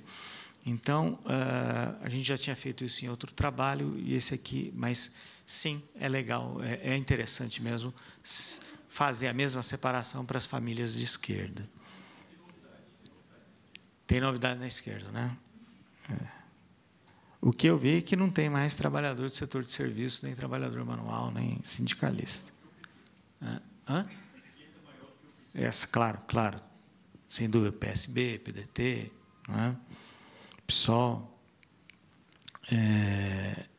Então, obrigado. A gente vai separar aqui em centro-esquerda e esquerda para dar conta disso. Principalmente quando a gente trabalha com candidatos, né? Porque daí tem PSTU, tem PCB, tem PCO. Né? Sobre o caminho ideal, esse caminho ideal é o caminho teórico. Né? É muito difícil que em algum país se siga exatamente esse cursus honorum, né? Do nível municipal para o nível federal. Então, não tem aqui uma visão normativa, não, que teria de ser assim, né? É só que o esperável é que, se os agentes fossem racionais e as oportunidades fossem, enfim, bem distribuídas, seria esse o caminho esperável, né? Mas, como a gente viu, as pessoas saltam de nível, né? Às vezes às vezes se elegem para a Câmara sem nunca ter, inclusive, tentado a eleição, né? Que é o tipo 1. Rodrigo, sobre raça e cor, a gente só tem o dado a partir de 14, né? Mas poderíamos ter feito a partir de 14 esse dado, usado esse dado, porque daí teríamos 14, 16, 18 e agora 20, né? Teríamos vamos ter essa série histórica com essa variável. Como a ideia era comparar desde 94, mas a gente se frustrou porque não dava para trabalhar com as planilhas de 94 e 98, fizemos desde 2002, como não tinha dado 2002, seria uma variável que ficaria faltando em 2, 6 e 10. E sobre outsiders, redes sociais, eu respondi, quer dizer, não é, enfim, a gente não tem trabalhado com isso, embora eu escrevi com duas estudantes lá do nossa pós, um trabalho sobre o que a ciência política no mundo está escrevendo sobre políticos profissionais hoje, né? Uma pesquisa sobre os artigos em periódicos na base Web of Science, e a área de fronteira hoje a área de fronteira é justamente campanhas em Twitter e Facebook, né? Então, estudos de político profissional, esse aqui é um estudo bem old-fashioned, bem antigo, né? Se a gente olha a literatura mundial, principalmente a literatura em inglês, que está se estudando exatamente isso, que é campanha e rede social. A gente analisou, acho que, enfim, através de um software de análise bibliométrica e cientométrica, acho que a gente analisou uns 5.000 artigos, mais ou menos. E para o Júlio, mudar o foco do parlamento para o executivo ou para o governo, né, se a nossa pesquisa contempla, pode contemplar, se a gente tomar assim, prefeitos, governadores, né, aí a gente tem bastante dado para analisar. Agora, para executivo, aí, como é uma posição só, né, seria interessante comparar com outros países da América Latina, com 17 países da América Latina, ver se esse movimento de outsiders no executivo está se verificando no executivo federal, na presidência. Então, basicamente é isso. Sim, uma coisa que eu não falei. Quer dizer, seria muito bem-vindo se a gente pudesse, essas múltiplas bases de dados que a Câmara foi fazendo e consolidando, a gente acoplar isso essa nossa base do TSE, dos 4 milhões, para refinar as nossas categorias, criar mais variáveis e refinar as nossas categorias. Nós temos tempo para mais um bloco de 4 perguntas. A Miriam. O Saulo. Você? Márcio. Mais alguém? O Marcos. Ok, então vamos começar pela Miriam. Bom dia a todos. Gratidão, professor Adriano, pela sua palestra. Adorei, não conseguia tirar o olho. Fui tomar água com dor na consciência. Muito grata. Uma observação, porque eu não sei se o seu trabalho já lhe permitiu. Deixa eu me apresentar. Meu nome é Miriam Violeta Cavalheiro, eu sou mestranda aqui do CEFOR e sou servidora do Senado há 21 anos. Não sei se o seu trabalho já lhe permite ver, mas a impressão, pela experiência, é que muitos desses personalistas, na verdade, pelo que eu convivi dessa legislatura que chegou agora em 2018, muitos desses senadores, eles não querem ser de partidos, eles não querem fazer parte de um partido. É como se a gente visse a desideologização do político. Ele não tem mais uma ideologia, não quer fazer parte de uma. Mas eu não sei se isso é só empírico, né, de conversar com as pessoas. E, em relação à questão de gênero, que é o que eu estou estudando para a minha tese agora, eu achei interessante, eu estou estudando as 13 mulheres que participaram do processo do impeachment. E eu estava vendo aqui, por exemplo, a Gleisi Hoffmann, que era a mais aguerrida, ela era uma outsider pura. Ela não tinha passado por nenhum cargo eletivo antes, né? Aí eu vim olhar aqui as minhas mulheres, né, que eu as estou estudando, e pouquíssimas eram insiders. A maioria outsiders, pura não, mas no nível 1 ou 2, né? E eu já fiquei assim super curiosa, que fiquei cutucando a Fran, falei: Fran, como seria então a gente estudar, né, essas mulheres do ponto de vista da carreira política delas e como elas se posicionaram no parlamento? Então, essas duas observações, a sua impressão em relação a querer ou não ser de um partido e essa observação em relação às mulheres. Grata. Obrigado. Também queria cumprimentar o professor. Realmente um trabalho impressionante. Parabéns, viu? Eu fico com a impressão, com a quantidade de outsiders que tem, 4 classificações mais um insider, que, sem deixar de ser uma falta de padrão, parece que é o padrão. Não sei quanto que vocês investigaram, por que está acontecendo isso. E, se você pega os dados desde 2002 até 2018, se eu não estou enganado, o outsider que mais cresceu, e esse sim parece impressionante, é o número 4. Aí você começa a investigar os porquês. Porque, se você começar atrás do porquê, talvez deixe de ter uma apresentação sobre outsiders e ver que as coisas estão mudando e por que estão mudando. Né? Que você está mostrando como a gente pensa no porquê.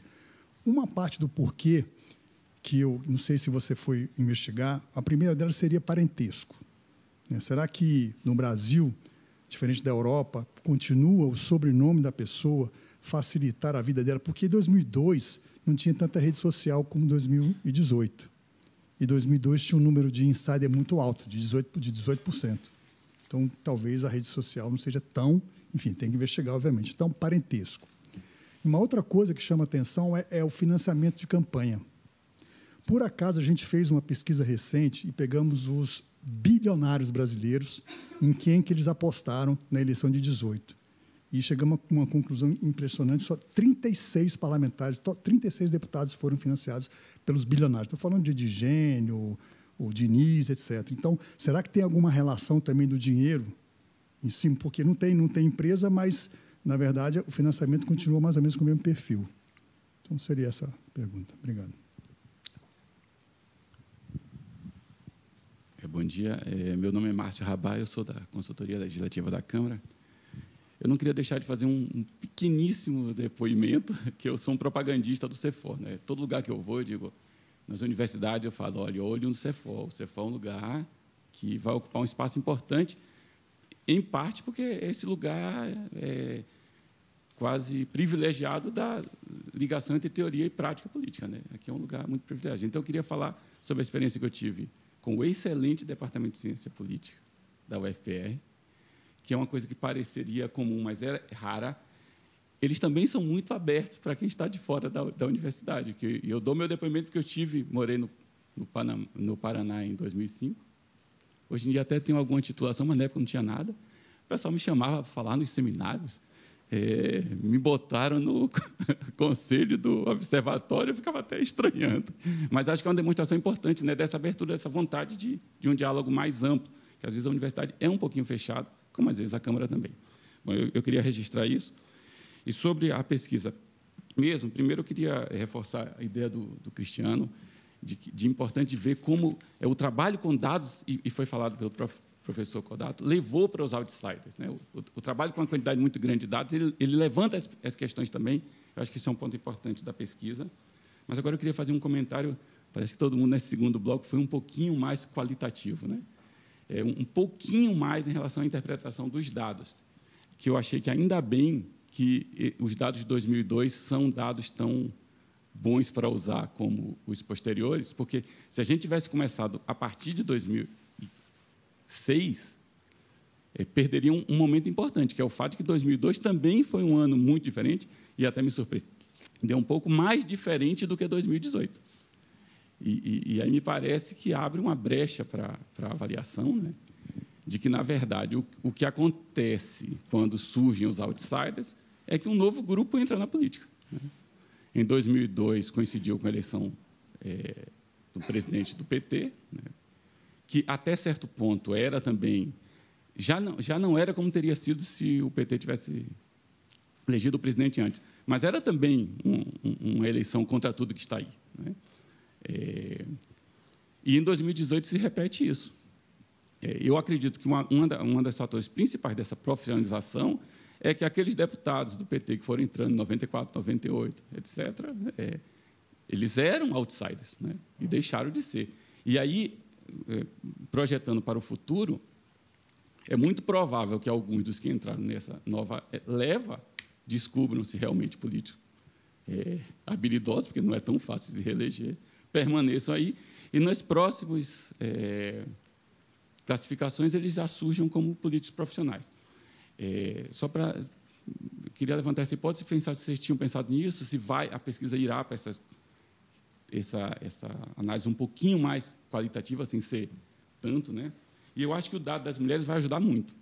O João Carlos até conhece melhor do que eu, porque ele tem trabalhado bastante com um banco de dados de deputados federais, olhando a questão das mulheres. Eu acho que uma das coisas interessantes de 2018 é que as mulheres entraram por esse grupo novo. Não tanto pela velha direita, melhor, quase nada pela velha direita, e talvez nada pela o que foi classificado. Talvez, aí eu não sei. Pela nova direita também. As novas mulheres vieram por esses grupos personagens que estão, na verdade, os grupos novos, né? Acho que a velha direita e a nova direita estavam mais fechadas para esses grupos novos do que esses partidos personalistas, e surgiu um partido totalmente novo, que aí sim precisa de estudar, que é o PSL. Bom, obrigado. Eu também gostei muito da exposição, mas não fiquei surpreso com isso. Tem uma última pergunta, o Marcos. Bom dia a todos. Meu nome é Marcos, eu sou pesquisador aqui do CEFOR e também trabalho na área de ciência de dados aqui da Câmara.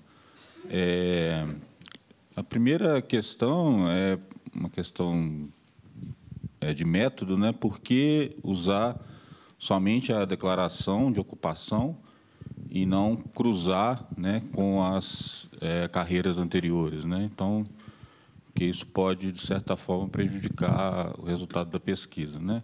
Então, por exemplo, como o professor mesmo falou, né, Ronaldo Caiado, algumas vezes, mesmo, né, sendo deputado ou senador, se declarava médico, né? E tem vários casos semelhantes. Eu também trabalho com esses dados, né? E a gente vê muito desses casos, né? Inclusive casos menos imprecisos, né, mas, de certa forma, imprecisos, como, por exemplo, no TSE, às vezes, eles só colocam deputado, né, e não distingue se é deputado estadual ou federal, por exemplo. E a segunda questão não é nenhuma questão, é uma espécie de de convite / oferta, né? Porque a gente trabalha muito próximo da área de dados abertos da Câmara dos Deputados, e a gente está tentando, né, estruturar o máximo possível os dados, né? Inclusive dados de biografia de deputados federais, né? Então, na medida que esses dados vão sendo estruturados, a gente está tentando abri-los de forma mais estruturada também, que vai permitir, né, esse balizamento, né, por exemplo, do dado de ocupação do TCE com dado de ocupação na Câmara. Então, a gente fica o convite para a gente tentar estreitar essa parceria, né, porque também, quando a demanda vem de fora, né, fica mais fácil justificar, né, os investimentos, né, na melhoria da estruturação dos dados e na abertura dos dados via dados abertos. Então, são essas as minhas duas colocações. Obrigado. Bom, eu vou fazer uma resposta, quer dizer, a primeira resposta vai ser uma resposta geral para todas as 10 questões. Como vocês viram aqui, faltam os porquês. Por que está ocorrendo isso? Por que é assim? Por que é assado? Mas nós começamos essa pesquisa em novembro, agora é dia 19. Quer dizer, esse bancão aí de 4 milhões ficou pronto em novembro. Então, a primeira pergunta era: o que está acontecendo? Né? Para depois começar a formular o porquê está acontecendo assim. Né? O que está acontecendo, né? Como está acontecendo, quer dizer, através de que partidos ou de que blocos ideológicos. Né? Então, de fato, não tenho nenhuma resposta para os porquês. E o que está acontecendo de uma maneira muito taxonômica mesmo. É uma classificação como, enfim, classificação do mundo natural aqui. Né? Mesmo interesse por formigas e coleópteros. Né? É uma classificação muito, muito ampla, muito no atacado. Né? Então, essa é a nossa experiência. Eu até comentava com o Fabiano que eu estou agora na CAPES como coordenador adjunto da área, e duas coisas, né, que eu queria falar. A primeira é reforçar, né, que essa coordenação de área tem uma grande abertura para os programas profissionais, né, e eu mesmo tenho muito interesse em aproximar os programas profissionais dos programas acadêmicos, né, para ter, inclusive, esse tipo de intercâmbio aqui. Né? E a segunda coisa é que, como a CAPES é muito absorvente, eu esqueci que eu era professor também, né?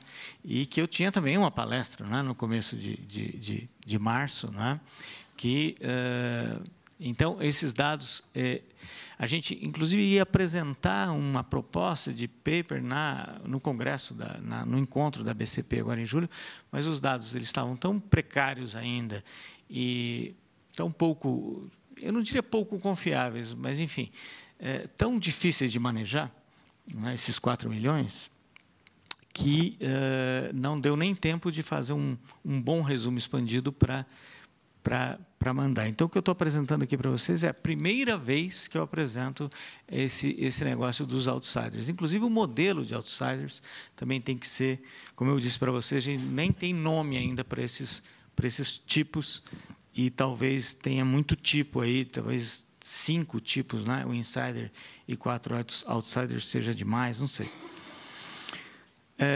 Sobre o Senado, não é? Outsiders que não querem fazer parte de partidos, enfim, acho que o barato deles é esse mesmo, né? Mas, se não passar a candidatura avulsa, o que não deve passar, não é? O partido vai ser uma coisa com a qual eles vão ter que se haver. E o negócio do gênero, de fato, faltou o negócio do gênero. Sim, faltou o negócio do gênero.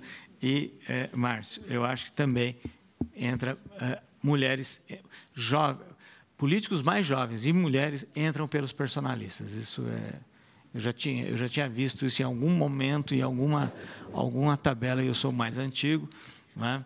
Eu uso SPSS, né?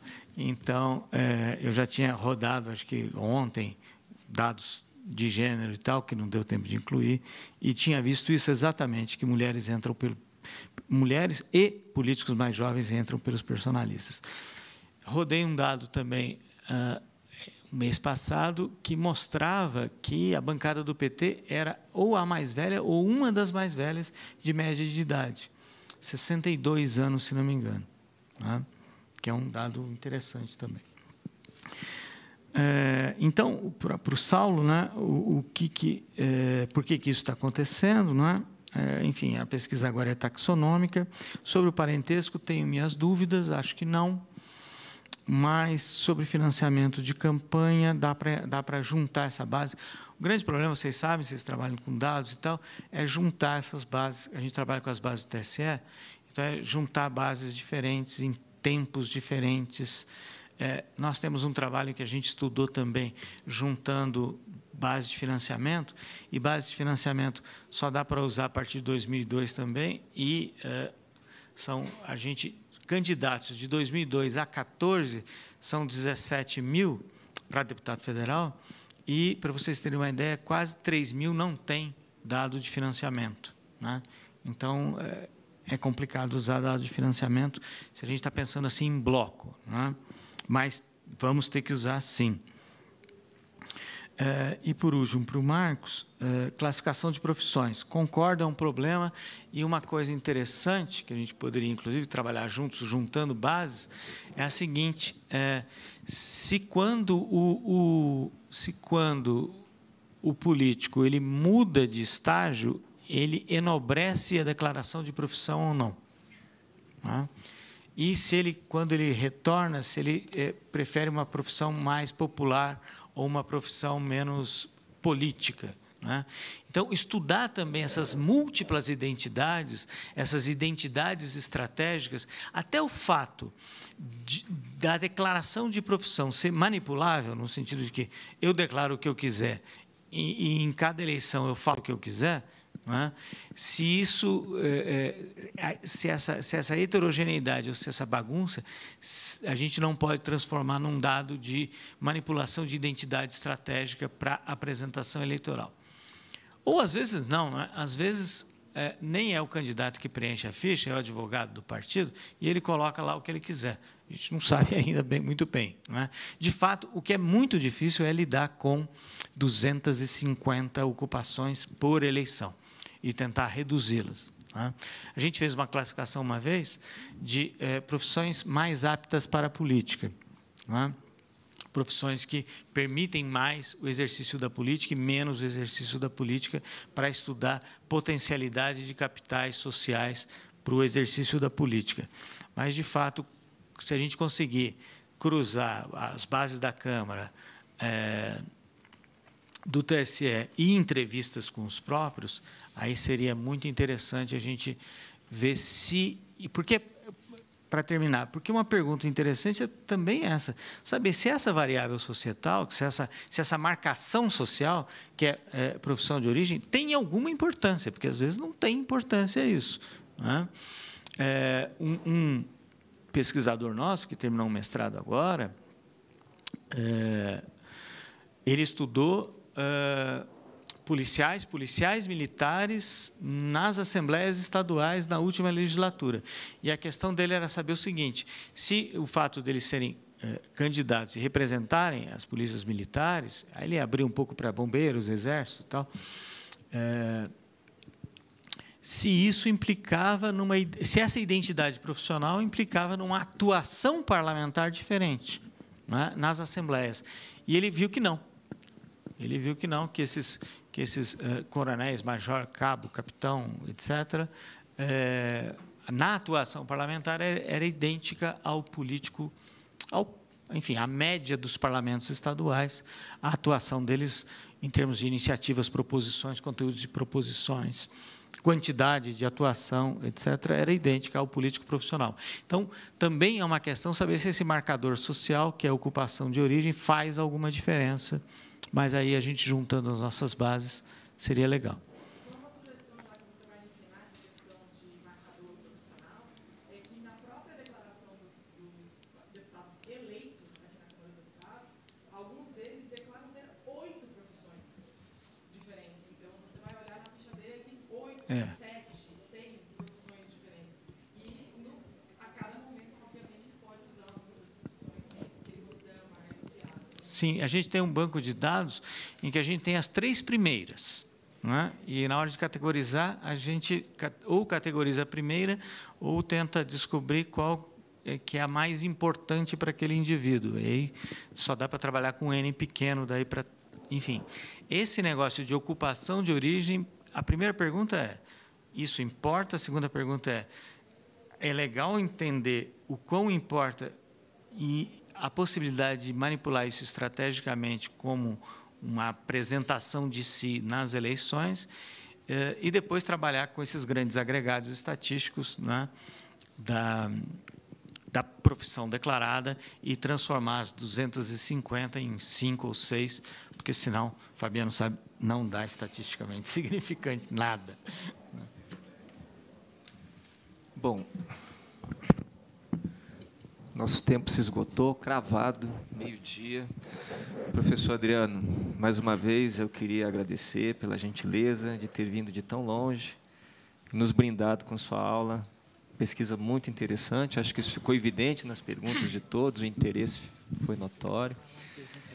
E é claro que vamos fazer muitas parcerias, não tenha dúvida.